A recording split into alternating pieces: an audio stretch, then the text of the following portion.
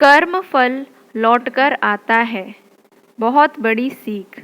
दोस्तों, 99% लोगों ने यह कहानी नहीं पढ़ी होगी। यह कहानी गुरु और शिष्य की है, जो एक पहाड़ी में एक छोटी सी कुटिया में रह रहे थे। जो गुरु थे वो उन पे भविष्य देखने की शक्ति थी। इस कहानी से आपको बहुत कुछ सीखने को मिलेगा, क्योंकि कर्मों का फल बहुत बड़ा होता है। तो आइए कहानी को शुरू करते हैं। एक बार की बात है, एक पहाड़ पर एक कुटिया थी और उस कुटिया पर एक गुरु और उसका शिष्य रहा करते थे। और उस गुरु को बहुत ही सिद्धियां प्राप्त थीं और उनकी सिद्धि हर जगह प्रसिद्ध थी। वह वहाँ के लोगों में इतनी ज़्यादा प्रचलित है कि लोग उनकी शक्तियों से भली भांति परिचित थे। वह ध्यान में बहुत ही ज़्यादा लीन रहते थे। कई कई बार वह 2-2, 3-3 दिनों तक ध्यान में बैठे रहते थे, पर वह कुछ खाते पीते भी नहीं थे। उनके ध्यान की शक्ति की खास बात यह थी कि वह ध्यान करते करते भविष्य देखने में सक्षम थे। दोस्तों, एक बार ऐसे ही वे ध्यान में लीन थे तो एकाएक देखते हैं कि अगले 8 दिनों बाद उनके शिष्य की मृत्यु तय है। और यह भविष्य देखकर वह अत्यधिक व्यथित हो जाते हैं और परेशान होते हैं।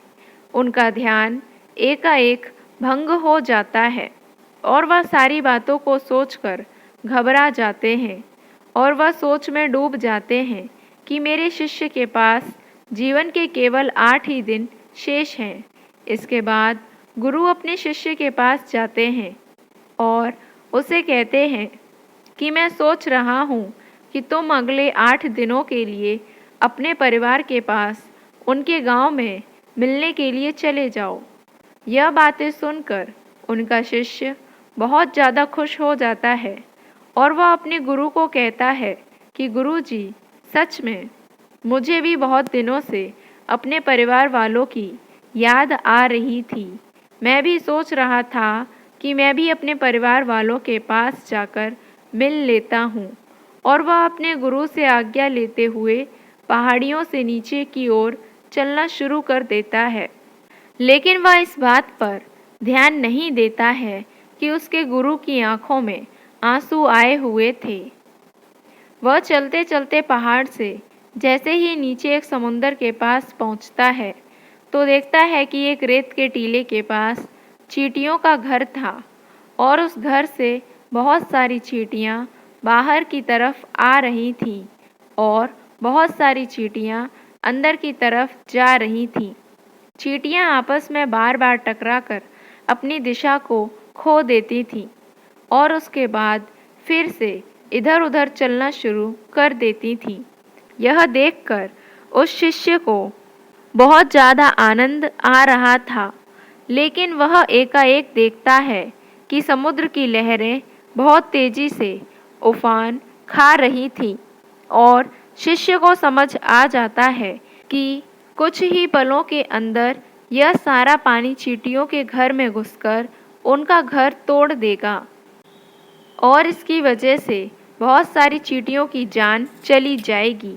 वह अपनी समझदारी दिखाते हुए अपने ऊपर वाले वस्त्रों को खोलता है और उसके अंदर रेत भरकर एक तरह की 4 दीवारी उन चींटियों के घर के ऊपर बना देता है। 4 दीवारी इस तरह से बनाता है कि समुद्र से आने वाला पानी उनके घर तक ना पहुंच सके। साथ ही साथ वह अपनी समझदारी दिखाते हुए एक तरह की नाली बनाता है, जिसकी वजह से वह समुद्र की तरफ से आने वाला पानी उस नाली में बहकर दोबारा समुद्र में जा सकता है।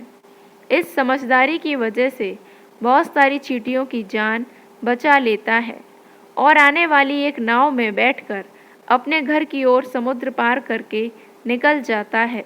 वह अपने परिवार के साथ मिलता जुलता है और उसे पता भी नहीं चलता कि कैसे समय गुजर जाता है। वह अपना सामान बांधकर सोचता है कि अगले दिन मैं अपने गुरु के पास वापस चला जाऊंगा। अगले ही दिन सुबह सुबह वह अपने गुरु के पास जाने के लिए निकल जाता है। वहाँ उसके गुरु कुटिया में बहुत ही ज़्यादा दुखी होते हैं। उनको लगता है कि उनके शिष्य के 8 दिन पूरे हो गए, अब तो मेरा शिष्य इस दुनिया को छोड़कर जा चुका होगा। वह गुरु उसके दुख में होते हैं कि एकाएक वह देखते हैं कि कोई मनुष्य उनकी कुटिया की ओर आ रहा है। वह जब ढंग से देखते हैं तो उनको पता चलता है कि यह तो उन्हीं का शिष्य है जो उनकी ओर चला आ रहा है।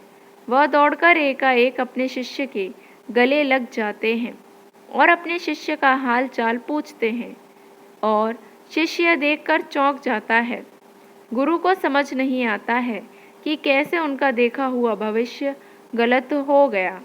वह अपने शिष्य से पूछते हैं कि बेटा तुमने इन 8 दिनों में क्या क्या किया।